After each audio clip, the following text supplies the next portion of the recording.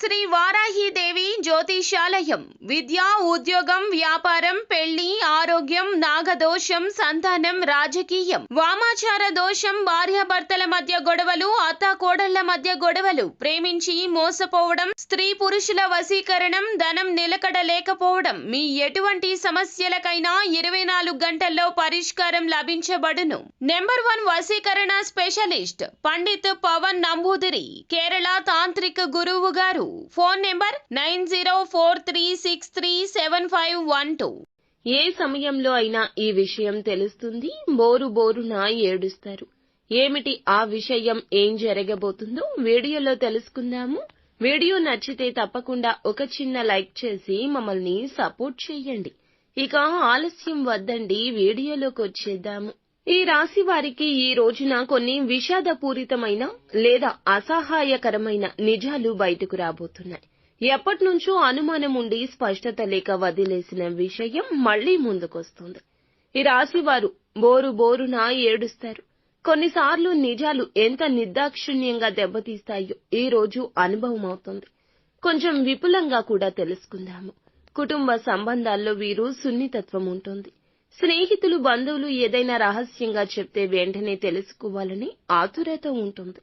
ఈ మధ్య కాలంలో ఒక వ్యక్తి మీద మీరు కొంత అనుమానంతో ఉన్నారనే సూచన ఉంది.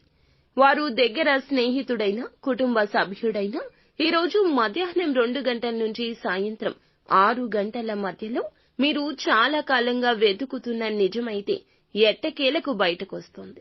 ఇదొక మోసం కావచ్చు, ముఖ్యంగా డబ్బు సంబంధమైంది లేదా సాన్నిహిత్య సంబంధం, ప్రేమ విషయంలో కూడా కావచ్చు. కళ్లకు కట్టినట్లు కలిగించిన వాళ్ళు వెనుక వేరే దారులు వెతుకుతూ ఉండే అవకాశం ఇది తెలుస్తోంది. ఈ నిజం తెలిసాక ఒక్కసారిగా ఊపిరాగిపోవచ్చు. కొందరికి ఆవేశం, కొందరికి కన్నీరు. ముఖ్యంగా ఈ రాశి వారు బయట కంటే లోపల మదన పడతారు. ఏకాంతంలో కూర్చొని ఈ రోజు బోరున ఏడుస్తారు. మీకు 2 మార్గాలు ఉన్నాయి. ఒకటి, ఆ బాధను మనసులో పెట్టుకుని మళ్లీ దాన్ని కొనసాగించడం. రెండవది, కఠిన నిర్ణయం తీసుకుని ఆ వ్యక్తిని వదిలేయడం. ఏది సరిగ్గా అనిపిస్తుందో నిర్ణయించండి. ఒకటి గుర్తుంచుకోండి, వృత్తి, ఆర్థిక పరంగా విషయంలో ఇంకెవ్వరిని లోపలికి లాగొద్దు. మీ మనసులోని విషయాలు మనసులోనే ఉంచండి, బయటకు స్లిప్ అవ్వద్దు. ఇలా చెప్తేనే కదా ప్రతిష్టకు దెబ్బ కలుగుతుంది. ముఖ్యమైన విషయం ఏమిటంటే నిజాన్ని తెలిసి బాధపడితే తప్పకుండా కుటుంబానికి కూడా తెలిసే అవకాశం ఉంటుంది. మీ ఇంటి వాళ్ళు సానుభూతి చూపిస్తారు. సమస్యను పెంచాల్సిన అవసరమైతే లేదు కదా. ఈ రోజు సాయంత్రం 7 దాటాక ఆ వ్యక్తి నుంచి మరొక్కసారి ఎక్స్ప్లెనేషన్ రావచ్చు. మీరు మౌనంగా వినండి, తక్షణ నిర్ణయం తీసుకోకూడదు.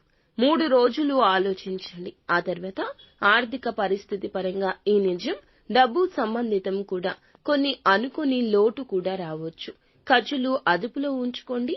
ఎటువంటి ఘర్షణ లేకుండా ఖర్చులను సమర్థవంతంగా ఎదుర్కోండి. ఈ రోజు అప్పు ఇవ్వద్దు, తీసుకోవద్దు. ఆరోగ్యం విషయానికి వస్తే ఇందువల్ల తలనొప్పి, నిద్రలేమి, డీహైడ్రేషన్ కూడా కలగొచ్చు. ఎలాగైనా సరే మీరు తగిన విశ్రాంతి తీసుకోండి. ఏకాంతంగా లోపల పుస్తకాలు చదవడము లేదా మీకు మధుర జ్ఞాపకాలు ఉంటే నెమరు వేసుకోవడం, శివారాధన చేసుకోవడం మేలు కలగ చేస్తుంది.